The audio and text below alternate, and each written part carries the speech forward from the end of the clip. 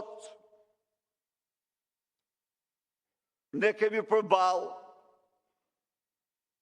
një regjim që qeveris me klanet më të fuqishme të drogës në Europë dhe ndër më të fuqishme të botës. Klane që lëvizin miliarda. Franz Çopja 6 miliard. A mund të imagjinoni ju? Një njeri që jam mësu me emrin para 5 muajsh, a i kishte 6 miliard euro nga kanabis. I lidhur si mishi me thojnë me Edi Ramen. Karteli tjetër kontrollon portën e Durrësit. Ai tjetri që, ai xhongleri që del, Luca, i ndjekun Katarant, ai administron të portin dhe marrë në koncesion portin e peshkatarve.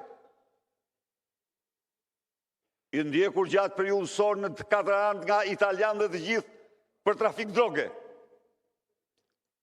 Tjerë në Vlorën, tjerë në Shëngjinin. Portet tona, portet lidha droge.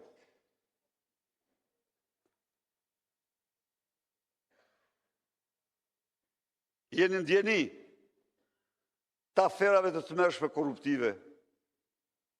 Në mënyrë të përsëritur, banka botërore dhe studime tjera kanë provuar se këta vjedhin jo me pak se 90% të çdo investimi.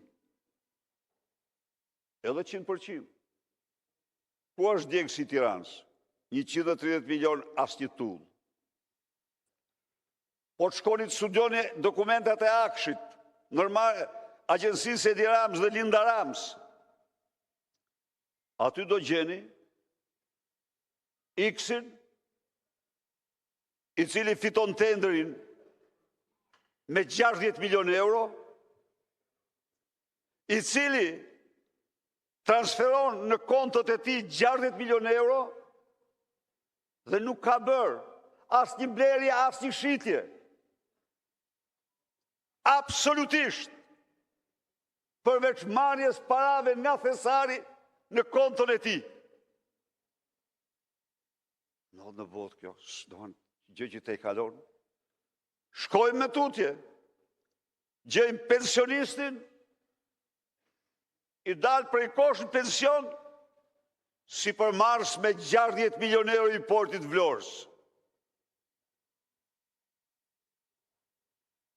I shif një rrugë. Rruga Qukës Qafë Ploç, loti i tret i saj, 9 kilometra, 87 milion euro, rreth 9 milion euro kilometri. 9 milion euro kilometri, pas një urë, pas një tunel, po 9 milion euro kilometri,